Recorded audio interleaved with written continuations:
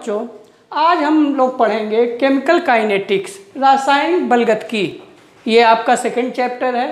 रासायनिक बलगतिकी में बहुत ही इम्पॉर्टेंट चैप्टर है। ये मैथमेटिकल है थोड़ा, और इसको समझने के लिए हाई स्कूल में जो आप सिंपल लाइन का इक्वेशन देखे हैं, यदि उसको जानकारी होगी तो आप आसानी से समझ लेंगे।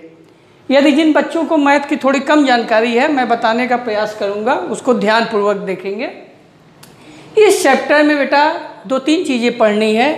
पहला पढ़ना है कि रेट ऑफ रिएक्शन क्या होते हैं, किसी अभिक्रिया का हम रेट ऑफ रिएक्शन कैसे लिखते हैं, उसको प्रभावित करने वाले कारक कौन कौन से हैं, किन कारकों के प्रभाव से वह रिएक्शन प्रभावित होता है। इसके बाद अभिक्रिया की क्रियाविधि भी बताई जाती है। इसके अलावा इस चैप्टर में order and molecularity of the reaction यानी कोट और आणविकता बताई जाएगी, तथा जीरो ऑर्डर और फर्स्ट ऑर्डर रिएक्शन के बारे में चर्चा की जाएगी। 1-2 टॉपिक जो कोलिजन सिद्धांत और एक्टिवेशन एनर्जी है वह निकल गया है कोर्स में, तो उसको हम हल्का सा आपको हिंट देंगे केवल। तो आज हम ये चैप्टर जो केमिकल काइनेटिक्स पढ़ रहे हैं, इसमें ये क्या है, रासायनिक बलगतिकी रसायन विज्ञान की वह शाखा है जिसके अंतर्गत हम अभिक्रिया का वेग को प्रभावित करने वाले कारक तथा अभिक्रिया की क्रियाविधि का अध्ययन करते हैं। यानी 3 चीज़ों का अध्ययन किया जाता है इसमें। अभिक्रिया का वेग, जिसको कहते हैं रेट ऑफ रिएक्शन, ROR पहला अध्ययन, अभिक्रिया का वेग। दूसरा जो अध्ययन किया जाता है, factors affecting rate of reaction, ROR का मतलब रेट ऑफ रिएक्शन। इसके अलावा तीसरा मैकेनिज्म, अभिक्रिया की क्रियाविधि क्या है उसकी भी जानकारी रासायनिक बलगतिकी द्वारा प्राप्त किया जाता है। इसमें अब जो पहला टर्म है रेट, वह रेट क्या होता है इसको आपको समझना है, और इसके बाद ये किस प्रकार की अभिक्रियाओं में लागू होता है। तो पहले आप देख लीजिए कि अभिक्रियाएं कितने प्रकार की होती हैं। तो 3 प्रकार की अभिक्रियाएं होंगी। एक अभिक्रिया हुआ फास्ट रिएक्शन यानी बहुत तीव्र रिएक्शन। तो एक ये रिएक्शन होगा। दूसरा होगा जो वेरी स्लो रिएक्शन, अति मंद अभिक्रिया। और जो तीसरी अभिक्रिया होगी उसको हम कहेंगे मंद अभिक्रिया, या इंग्लिश में इसको कहते हैं मॉडरेट अभिक्रिया। तो जो अभिक्रिया बहुत ही तेज होती है, जैसे आयनिक अभिक्रिया, AgNO3 को जब आप NaCl द्वारा रिएक्शन कराते हैं तो क्या बन जाएगा, AgCl प्लस NaNO3। तो ये अभिक्रिया बहुत ही तीव्र होती है। ऐसी अभिक्रियाओं में रेट ऑफ रिएक्शन की जानकारी नहीं की जाती, क्योंकि ये तो तुरंत ही सेकंडों में ये अभिक्रिया हो जाती है। ये आयनिक अभिक्रियाएं होती हैं, आयन के रूप में उपलब्ध होती हैं, और जो ही आप विलयन में डालते हैं रिएक्शन संपादित हो जाता है। तो ऐसी अभिक्रियाओं में रेट ऑफ रिएक्शन नहीं ज्ञात करना है। अतिमंद अभिक्रिया का मतलब, जैसे कुछ अभिक्रियाएं ऐसे होती हैं जो महीनों और साल ले लेती हैं अभिक्रिया के संपादित होने में, ऐसी अभिक्रियाओं का भी हम अध्ययन नहीं करेंगे। अतिमंद अभिक्रिया का उदाहरण जैसे लोहे पे जंग लगना, या H2+O2 है, अगर बिना कैटलिस्ट का आप इसको सोचें कि जल बनाएं तो ये रिएक्शन कई साल लग जाएंगे। तो ऐसी अभिक्रियाओं की भी गति का हम अध्ययन नहीं करेंगे। हम जिस अभिक्रिया की गति का अध्ययन करेंगे वह होती है मंद अभिक्रिया, जो कुछ मिनटों से लेके कुछ दिन तक हो सकती है। ऐसी अभिक्रियाओं का हम अध्ययन करेंगे। और ये अभिक्रियाएं, मंद अभिक्रियाएं जो होती हैं, आणविक नेचर की होती हैं। आणविक नेचर का मतलब ये होता है कि इसमें सहसंयोजक बंध टूटते हैं और नए सहसंयोजक बंध बनते हैं। ऐसी अभिक्रियाओं के लिए हम रेट ऑफ रिएक्शन निकालते हैं। तो इन अभिक्रिया का हम रेट ऑफ रिएक्शन निकालेंगे ROR। अब रेट क्या होता है पहले अब ये समझिए। रेट का मतलब आप समझते हैं कि कोई भी ऐसी प्रॉपर्टी हो जो समय के साथ चेंज होती हो, उसका जब अध्ययन किया जाता है तो उसको कहा जाता है रेट। यानी एनी प्रॉपर्टी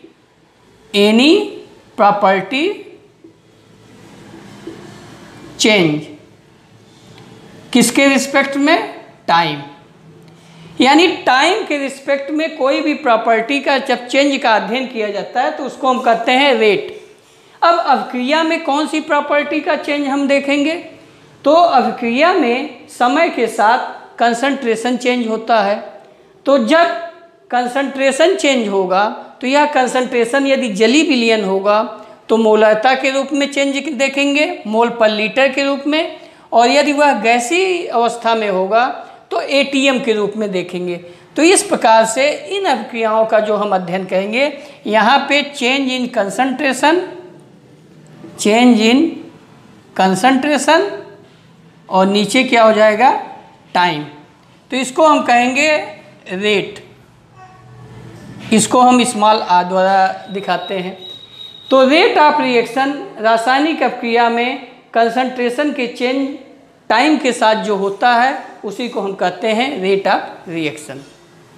अब बेटा इसका यूनिट यदि आपको देखना हो तो कंसंट्रेशन की जो यूनिट होगी और टाइम की जो यूनिट होगी उसी हिसाब से इसकी यूनिट होगी। अगर कंसंट्रेशन मोल पर लीटर में लिया गया है तो इसकी यूनिट हो जाएगी मोल पर लीटर, और टाइम को यदि आप मिनट में लेंगे तो मिनट, घंटे में लेंगे तो घंटा, और मंथ में लेंगे तो मंथ।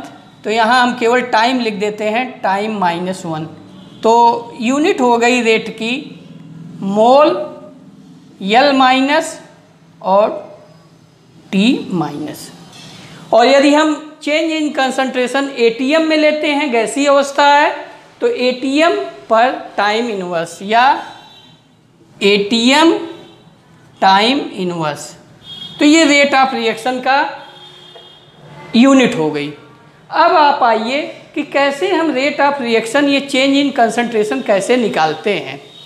तो रेट ऑफ रिएक्शन निकालने के लिए हम दो प्रकार के स्पीड का प्रयोग करेंगे। यहाँ एक बात और समझ लीजिए, जैसे केमिकल इक्विलिब्रियम एक रासायनिक साम्यावस्था चैप्टर था, उसमें आप क्या पढ़े थे कि जब इक्विलिब्रियम स्थापित हो गया था, जैसे PCl5, तो आप ऐसे लिख दिए थे PCl3 + Cl2। तो यहाँ पे आपने कहा था कि rate of forward reaction RF और RB क्या हो जाते हैं? बराबर हो जाते हैं। तो हम यहाँ पे इस साम्यावस्था का अध्ययन नहीं कर रहे हैं, साम्यावस्था के जस्ट पहले, यानी ये इस समीकरण का यदि हमें अध्ययन करना होगा तो हम लिखेंगे PCl5 PCl3 + Cl2। ऐसा इसलिए लिखेंगे कि अभी साम्यावस्था नहीं आई हुई है, हम केवल रेट ऑफ फॉरवर्ड रिएक्शन लिखते हैं। यानी इस चैप्टर में हम अभिक्रिया का अध्ययन उस समय तक करते हैं जब तक कि साम्यावस्था नहीं आई है। साम्यावस्था आने के पहले हम स्पीड का अध्ययन करते हैं। साम्यावस्था आने पे तो स्पीड बराबर हो जाती है और जो कंसंट्रेशन हो जाते हैं कांस्टेंट हो जाते हैं।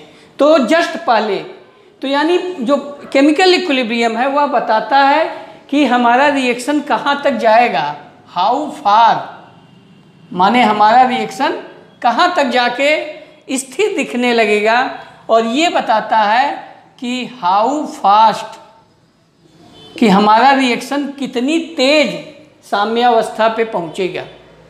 तो इस प्रकार से इस चैप्टर का जो बेस है वह है स्पीड की है। कोई भी रिएक्शन फॉरवर्ड डायरेक्शन में अग्रक्रिया की दिशा में किस स्पीड से हो रहा है उसका हम अध्ययन करते हैं।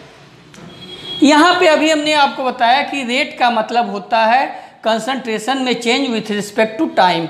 तो मान लीजिए इधर रिएक्टेंट है R और इधर क्या है? प्रोडक्ट।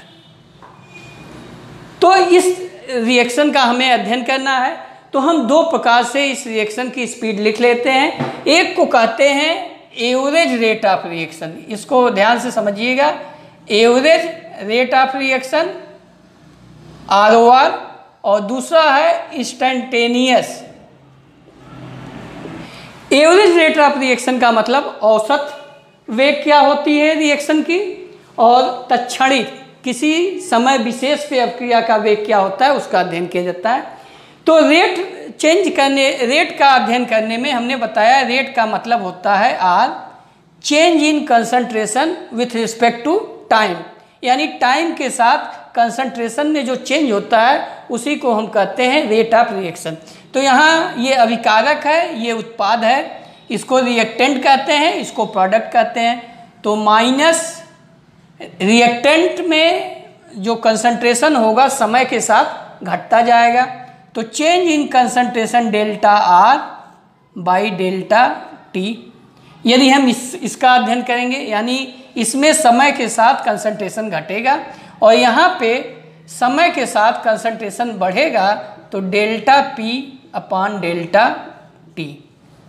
ये हुआ एवरेज रेट ऑफ रिएक्शन, माने किसी टाइम इंटरवल में यदि हम अध्ययन करें, जैसे हम T बराबर मान लो 0 पे हमने देखा, इसकी मात्रा मान लो 5 मोल पर लीटर है, 5 मोल पर लीटर, और ये प्रोडक्ट क्या है 0।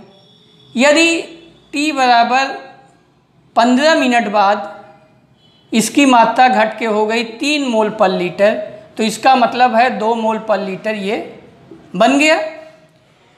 तो यदि अब हमको स्पीड कहा जाए कि स्पीड बताइए कितनी होगी, तो आप क्या लिखेंगे कि minus delta R by delta T। तो यहाँ पे माइनस डेल्टा R का मतलब 5 से घट के कितना हो गया 3, तो यानी 2 का चेंज हुआ, तो यहाँ 2 बटे डेल्टा T माने 15। यदि इसके टर्म में लिखेंगे तो 3 माइनस 5 करेंगे तो -2 आएगा, -2 और माइनस होके प्लस हो जाएगा। तो रेट हमेशा चूंकि पॉजिटिव होगा, रेट कभी भी अभिक्रिया का निगेटिव नहीं हो सकता, इसलिए जब रिएक्टेंट के टर्म में लिखते हैं बेटा तो यहाँ पे माइनस लगा दिया जाता है ताकि रेट का मान पॉजिटिव आए। और प्रोडक्ट के टर्म में लिखेंगे तो चूंकि समय के साथ ये प्रोडक्ट बढ़ता है तो हम यहाँ पे प्लस लिखते हैं, या प्लस को छोड़ दिया जाता है, प्लस लिखने की आवश्यकता नहीं होती। तो इस प्रकार से इस रिएक्टेंट का, इस अभिक्रिया का हम रेट ऑफ रिएक्शन लिख लेते हैं। इस रेट ऑफ रिएक्शन को इसलिए यहाँ पे हम सीधा सीधा लिखते हैं क्योंकि यहाँ पे स्टाइकियोमेट्रिक गुणांक क्या है 1 है। यदि मान लो 1 से अधिक रिएक्टेंट हो, जैसे कोई अभिक्रिया हो A प्लस B और C प्लस D, अब इसका आपको रेट ऑफ रिएक्शन लिखना हो, एवरेज रेट ऑफ रिएक्शन लिखना हो, तो आप लिख सकते हैं average rate of reaction R बराबर, ये अब रिएक्टेंट साइड में है तो इन दोनों के टर्म में जब आप लिखेंगे तो अलग अलग लिखेंगे, तो लिखेंगे minus delta A by delta T, या B के टर्म में लिखेंगे तो minus delta B by delta T, और C के टर्म में लिखेंगे प्रोडक्ट के तो delta C by delta T plus लिख दीजिए, या डेल्टा D बाई डेल्टा। तो ये हुआ average rate of reaction. Average rate of reaction इसलिए कहा गया क्योंकि हम एक टाइम इंटरवल पे कंसंट्रेशन के चेंज को देख रहे हैं, जबकि अभिक्रिया का वेग समय के साथ साथ घटता जाता है, समान स्पीड नहीं रहती। जैसे यदि मान लीजिए आपको ये कहा जाए कि कोई बस 500 किलोमीटर की दूरी 10 घंटे में तय करती है, कितनी दूरी 500 किलोमीटर यदि बस 10 घंटे में तय करती है, तो उसकी स्पीड क्या होगी आप तुरंत बताएंगे, 500 बटे 10 50 किलोमीटर प्रति घंटा। लेकिन क्या आप ये बता सकते हैं कि वो जब स्टार्ट हुई होगी तो 50 ही स्पीड रहा होगा? तो स्पीड हमेशा बदलता रहा है, लेकिन ये एवरेज स्पीड है क्योंकि एक टाइम इंटरवल पे लिया गया। सेम यहाँ पे भी है, जब हम एक टाइम इंटरवल पे लेते हैं तो इस स्पीड को या इस एवरेज रेट ऑफ रिएक्शन को हम कहते हैं कि औसत है, जो कि एक्चुअल नहीं है, वास्तविक नहीं है, लेकिन इसकी गणना हम या तो डाटा दिया होगा उससे कर लेंगे, या तो ग्राफ द्वारा करते हैं। और ग्राफ द्वारा जब आप करेंगे तो ये देखिए ग्राफ कैसे बनता है। रिएक्टेंट जो है समय के साथ ऐसे घटता जाएगा और प्रोडक्ट का मान समय के साथ बढ़ता जाएगा। ये प्रोडक्ट है, ये रिएक्टेंट। यदि हम कहें कि स्पीड आपको एवरेज निकालनी है तो मान लीजिए ये और 2 टाइम ले लीजिए ए और बी पर। तो यहाँ पे आप ऐसे, ये कंसंट्रेशन टर्म है और ये आपका टाइम। तो यहाँ से आप लम डाल देंगे तो ये T1 बता देगा, ये T2। तो T2 minus T1 delta T हो गया। ये C2 है, ये C1। तो आप लिखेंगे C2 माइनस C1 अपान T2 माइनस T1। आप देख रहे हैं C2 का मान जो है C1 से कम है, तो इसका मतलब ये वैल्यू निगेटिव आएगी। तो इस वैल्यू को पॉजिटिव लाने के लिए हम माइनस लगा देते हैं। तो ये हो जाता है रेट ऑफ रिएक्शन। ग्राफ द्वारा हम निकाल लेते हैं।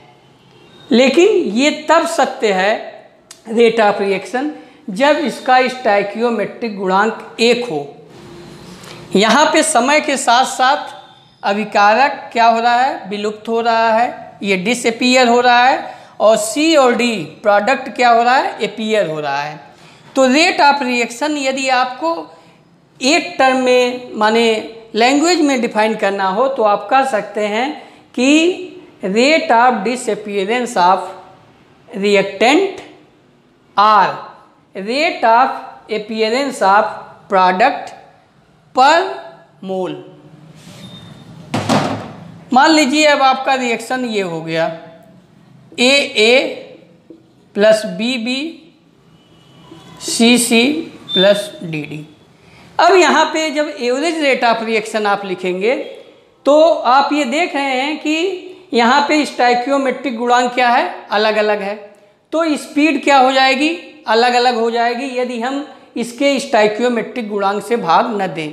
तो रेट ऑफ रिएक्शन जो एग्जैक्टली डिफाइन होता है ROR, या इसको स्मॉल r कहिए, एक लाइन में यदि आप डिफाइन करना चाहिए तो rate of disappearance of reactant per mole or rate of appearance of product per मोल।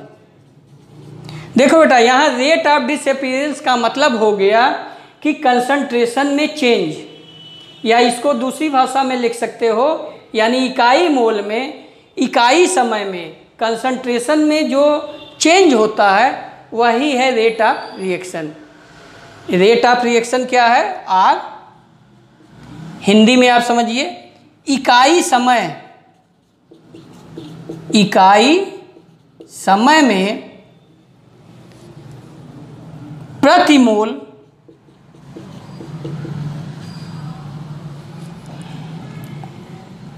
मोल सांद्रता में जो चेंज होता है, जो परिवर्तन होता है,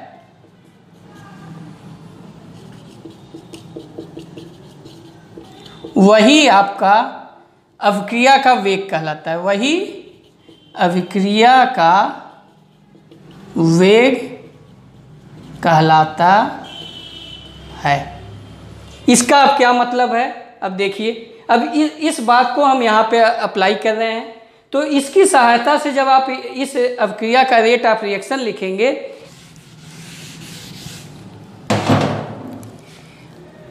R बराबर क्या हो जाएगा, delta A upon delta T और डेल्टा B अपान डेल्टा T। ये तो हुआ आपका डिसअपीयरेंस ऑफ A या डिसअपीयरेंस ऑफ B। पर मोल करने के लिए इसका 1/A से भाग दे देंगे, यहाँ पे 1/B से भाग दे देंगे।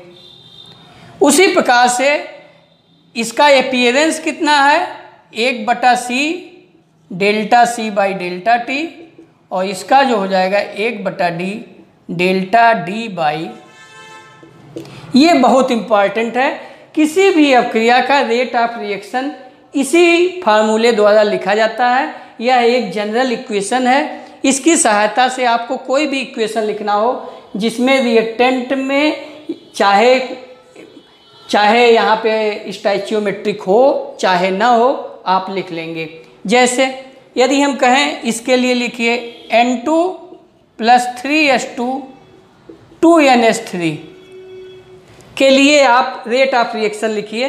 तो आप रेट ऑफ रिएक्शन जो लिखेंगे R बराबर हो जाएगा, ये रिएक्टेंट साइड है, ये प्रोडक्ट, तो इसका मतलब यहाँ पे निगेटिव लगेगा, माइनस यहाँ पे स्टोइकियोमेट्रिक गुणांक 1 है तो नीचे 1 से भाग देंगे, कोई फर्क नहीं पड़ेगा, यानी डेल्टा N2 बटे डेल्टा T। इसके लिए लिखेंगे तो -1/3 डेल्टा H2 बटे डेल्टा T, और इसके लिए लिखेंगे तो +1/2 delta NH3 by delta T। जो ये क्वांटिटी है delta N2 by T, delta H2 by T या डेल्टा NH3 बाई T, ये है rate of disappearance of reactant. जैसे delta N2 by T rate of disappearance, delta H2 by T rate of disappearance, delta NH3 by T rate of appearance of product. लेकिन जो ये 1/3 और 1/2 और यहाँ पे 1/1 किया गया है, यह है स्टोइकियोमेट्रिक गुणांक से जब भाग दे देते हैं तो रेट ऑफ रिएक्शन बताता है। क्योंकि आप ये देख रहे हैं कि यहाँ पे जो किसी भी समय विशेष पे इसका 1 मोल इसके 3 मोल से रिएक्शन करके इसका 2 मोल देगा। इसका मतलब ये है कि किसी भी रिएक्शन की स्पीड तो अलग अलग होगी नहीं, ये पूरा सिस्टम एक है, तो स्पीड को एक करने के लिए हम प्रति मोल लेते हैं। हम अभिक्रिया की वेग क्या लेते हैं, प्रति मोल। तो इस रिएक्शन के लिए अब हम लिखेंगे इंस्टेंटेनियस रेट ऑफ रिएक्शन, तत्क्षणिक अभिक्रिया वेग। तत्क्षणिक अभिक्रिया वेग क्यों कोष में है, ये इसलिए है क्योंकि जब एवरेज रेट ऑफ रिएक्शन लिखते हैं तो हमने बताया कि जैसे जैसे अभिकारक की सांद्रता घटती जाती है तो अभिक्रिया का वेग क्या होता है, घटता जाता है, यानी प्रत्येक स्थान पे अभिक्रिया का वेग अलग अलग होता है। तो हम जो एवरेज रेट ऑफ रिएक्शन निकालते हैं वह तो बताता है कि इस टाइम इंटरवल में अभिक्रिया का वेग ये है, जो कि सही नहीं है। तो हम किसी समय विशेष पे अभिक्रिया का वेग निकालते हैं, अर्थात जो अभी आपने delta R by delta T minus किया था, इसमें यदि आप इस डेल्टा T को टेंड्स टू 0 यानी समय बहुत छोटा ले लें, या यहाँ पे delta V by delta T, इस डेल्टा T का मान 0 ले लें, यानी टाइम का इंटरवल बहुत छोटा ले लें। इसका मतलब ये हुआ कि एक पॉइंट पे, जैसे आप ये देखिए, ये अभिकारक है, ये उत्पाद, तो आप यहाँ T1 लिए थे, यहाँ T2, तो आपने कहा था ये डेल्टा T है। यदि ये दोनों एक ही बिंदु पे हो जाए, मान लीजिए हमें इस बिंदु पे निकालना है, P बिंदु पे तत्क्षणिक वेग, तो हम यहाँ पे एक स्पर्श रेखा खींचते हैं, टेंजेंट, और इस टेंजेंट की सहायता से हम निकालते हैं, तो उस अभिक्रिया के वेग को हम कहते हैं तत्क्षणिक वेग। तो delta P by delta T tends to 0 तब हो जाएगा जब, तो डेल्टा R बदल के हो जाएगा यहाँ पे dr, और डेल्टा T बदल के हो जाएगा dt, यहाँ पे ये बदल के हो जाएगा dp, ये बदल के हो जाएगा dt। तो अब आप लिखिए इसके लिए तत्क्षणिक वेग, तो ये हो जाएगा -dr बाई dt बराबर प्लस dp बाई dt। लेकिन यदि यहाँ पे स्टोइकियोमेट्रिक गुणांक हो, जैसे जनरल रिएक्शन ये है AA plus BB CC plus DD, अब इसके लिए जब आप लिखेंगे तो -1/A rate of reaction R, DA by D T बराबर -1/b D B by D T 1/c D C by D T 1/d D D by D T. तो इसको हम कहेंगे ये तत्क्षणिक अवक्रिया वेग है। इसी को हम कहते हैं differential rate of equation. Differential माने कि अवकलित वेग इक्वेशन यही है। जैसे मान लीजिए हमने आपको दे दिया N2O5, ये कन्वर्ट हो रहा है 4NO2 प्लस O2। हम कहें इसके लिए आप डिफरेंशियल रेट ऑफ रिएक्शन लिखिए, तो आप लिखेंगे R बराबर -1/2 D N2O5 by D T. इसके लिए लिखेंगे, ये रिएक्टेंट साइड में है तो माइनस, अब ये सब प्रोडक्ट में है तो प्लस हो जाएगा 1/4 D NO2 by D T, और ये हो जाएगा 1/1 डी O2 बाई। तो ये हुआ आपका इंस्टेंटेनियस रेट ऑफ रिएक्शन, तत्क्षणिक अवक्रिया वेग। तो तत्क्षणिक अवक्रिया वेग और एवरेज रेट ऑफ रिएक्शन में यही अंतर है कि तत्क्षणिक अवक्रिया वेग किसी समय विशेष पे अवक्रिया के वेग को बताता है, जबकि एवरेज रेट ऑफ रिएक्शन किसी समय अंतराल पे पूरी स्पीड को बताता है। यानी ये एवरेज मान है और यह हर समय का एक पर्टिकुलर मान है। जैसे ग्राफ द्वारा यदि तत्क्षणिक वेग निकालना हो बिंदु P पे, तो हम इस बिंदु P पे ग्राफ एक टेंजेंट खींचते हैं, स्पर्शरेखा, और ये मान आप निकाल लेंगे। मान लीजिए ये कंसंट्रेशन y है, ये टाइम का यक्स है, ये टाइम है और ये कंसंट्रेशन है। तो tan थीटा जो हो जाएगा, tan theta y by x, यानी ये मान y बाई एक्स हो जाएगा। तो इसकी सहायता से आप क्या निकाल लेंगे? वेग निकाल लेंगे। क्या निकाल लेंगे? स्पीड निकाल लेंगे। ये बहुत ही छोटा सा है न्यूमेरिकल। NH3 एक इक्वेशन दिया है 4NH3 प्लस 5O2 बराबर बन रहा है 4NO प्लस 6H2O। और दिया हुआ है कि NO के बनने की दर, NO के बनने की दर दिया हुआ है 3.6 गुणे 10⁻³ मोल पर लीटर सेकेंड। फिर उसके बाद पूछ रहा है NH3, पहला पूछा NH3 के लुप्त होने की दर एक, दूसरा इसमें पूछा H2O के बनने की दर, H2O के बनने की दर, और तीसरा पूछा है अवक्रिया का वेग निकालिए, अवक्रिया का वेग। इसमें 3 चीज़ें पूछा है। NO के बनने की दर दिया हुआ है। NO के बनने की दर माने इस NO को बनने की दर का मतलब हो गया, आपको दिया हुआ है dNO बाई dt। इसका मान दिया हुआ है 3.6 गुणे 10⁻³ अब इस इक्वेशन के लिए पहले आप रेट ऑफ रिएक्शन लिखिए। तो रेट ऑफ रिएक्शन जब आप लिखेंगे इसके लिए, तो रेट ऑफ रिएक्शन हो जाएगा रेट -1/4 dNH3 अपान dt बराबर -1/5 dO2 by dt 1/4 dNO by dt 1/6 dH2O by dt। ये तो हुआ रेट ऑफ रिएक्शन। अब इसमें क्या दिया हुआ है? dNO बाई dt ये दिया हुआ है। तो रेट ऑफ रिएक्शन इसका मतलब इसी का 1/4 हो जाएगा। ये सभी डाटा एक बराबर है। तो हम रेट ऑफ रिएक्शन, ये तीसरी जो बात है अवक्रिया का वेग, हम निकाल लेते हैं डायरेक्ट। R बराबर हो गया आपका 1/4 dNO/dt, तो 1/4 3.6 × 10⁻³ तो 4 9 जा 36 या 0.9 कहिए या 9 × 10⁻⁻4 मोल पर लीटर पर सेकेंड। तो आपका एक डाटा से निकल गया। ये तीसरा पॉइंट। अब आपको निकालना है NH3 के लुप्त होने की दर।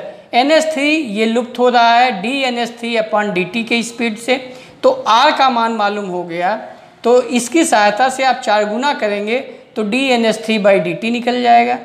उसी प्रकार से ये रेट ऑफ रिएक्शन आपको पता हो गया, तो H2O के बनने की दर यहाँ से निकल जाएगा। तो दूसरा पॉइंट NH3/dt जो हम निकालेंगे वह हो जाएगा, इस माइनस को अब छोड़ देंगे, लुप्त होने की दर यही माइनस है, तो माइनस dNH3/dt, तो 4 × R हो जाएगा, 4 × R। तो R का जो मान है उसी का 4 गुना कर दीजिए, तो 4 × 9 × 10⁻⁻4 मोल पर लीटर सेकेंड। इसका मतलब हो गया वही 3.6 × 10⁻³ मोल पर लीटर सेकेंड। ये आप देख भी रहे हैं, जो यहाँ पे है कोफिशिएंट 4NH3 वही कोफिशिएंट यहाँ पे है, तो जिस स्पीड में आपका NO बनेगा उसी स्पीड में NH3 गायब होगा। तो दोनों को स्पीड क्या होगी, गायब होने और बनने की दर क्या होगी, बराबर होगी, जो आई। अब लेकिन H2O के बनने की दर, इसका 4 बन रहा है तो इसका 6, तो इसके बनने की दर ज़्यादा है, तो देखिए आएगा dH2O/dt बराबर हो जाएगा 6 × R, तो 6 × R का मान 9 × 10⁻⁻4 मोल पर लीटर सेकेंड, तो 6 9 या 54, तो 5.4 × 10⁻³ मोल पर लीटर सेकेंड। तो इस प्रकार से बेटा ये लुप्त होने की दर और अपक्रिया के वेग में क्या संबंध है, यह सवाल आपको बताता है। इसके अलावा एक और सवाल कर लीजिए छोटा सा, इसको स्क्रीनशॉट लेके नोट कर लीजिए।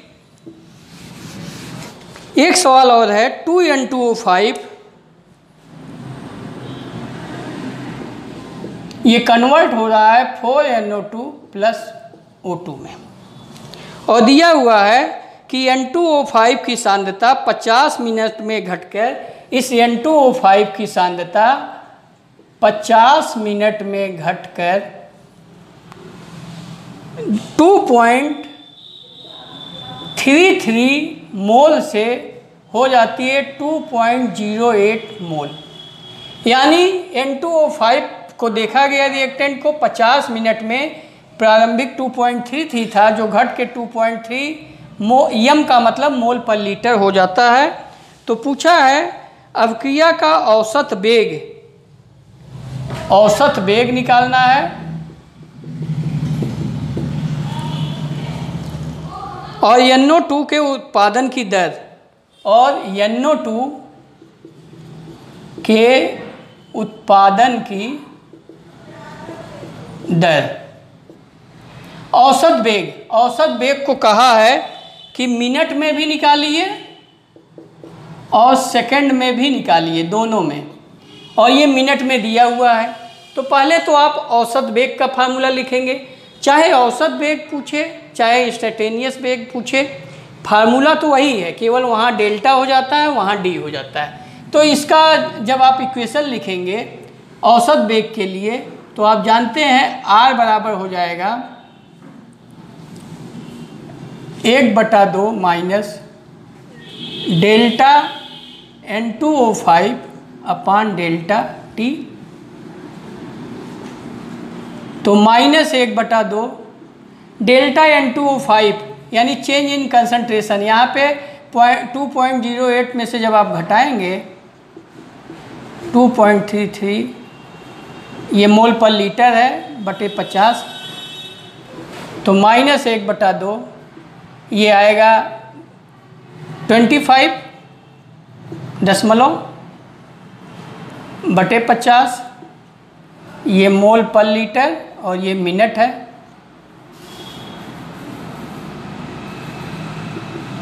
मिनट। तो 50 दूना 100, तो यहाँ पे आपका आ गया, ये माइनस है तो माइनस माइनस प्लस हो गया। 50 दूना 100, नीचे आ गया 100 और यहाँ हो गया आपका 0.25। अब इसको आप ऊपर ले जाइए, तो 10 से यदि आप गुणा कर देंगे, ऊपर नीचे यहाँ 10 यहाँ 10, तो ये हो जाएगा 2.5 गुणा 10⁻³ मोल पर लीटर पर मिनट। अब ये सेकंड में पूछा है, तो आप इस मिनट को सेकंड में बदल दीजिए, तो आपका रेट ऑफ रिएक्शन सेकंड में आ जाएगा। R 2.5 गुणा 10⁻³ बटे 60 आप कर देंगे, तो आपको आ जाएगा मोल पर लीटर सेकंड आ जाएगा। तो इस प्रकार से आपका औसत वेग मिनट और सेकंड दोनों में हमने बता दिया। अब NO2 के उत्पादन की दर, NO2 के उत्पादन की दर के लिए आपको रेट ऑफ रिएक्शन मालूम है। रेट ऑफ रिएक्शन मिनट में ये है, इसकी सहायता से आप इन दोनों को जोड़ दीजिए। R बराबर हो जाएगा -1/2 dN2O5 अपान dt या डेल्टा N2O5 अपान डेल्टा T बराबर 1/4 डेल्टा NO2 अपान डेल्टा T। तो डेल्टा NO2 अपान डेल्टा T पूछा है, डेल्टा NO2 अपान डेल्टा T, तो ये हो जाएगा 4 गुणे R, 4 गुणे R। R का मान आप यहाँ पे निकाल चुके हैं, 4 गुणे 2.5 गुणे 10⁻³ 4 5 जा 20, 4 2 जा 10, तो ये हो जाएगा 10 गुणे 10⁻³ यानी 10⁻² मोल पर लीटर मिनट। तो इस प्रकार से आपका उत्पादन की दर और रेट ऑफ रिएक्शन क्या होता है उसको हमने बता दिया। तो बेटा पहले वीडियो में आप इतनी ही तैयारी करिए, पूरा इसको कायदे से अपने नोट्स में लिख लीजिए, और अगले वीडियो में हम आपको बताएंगे कि कौन कौन से फैक्टर हैं जिस पे आपका ये रेट ऑफ रिएक्शन निर्भर करता है, साथ में आर्डर और मॉलिक्यूलरिटी बताएंगे। थैंक यू बेटा। यदि आपको मेरी बात समझ में आ गई हो तो चैनल को लाइक और सब्सक्राइब करना न भूलें। Thank you.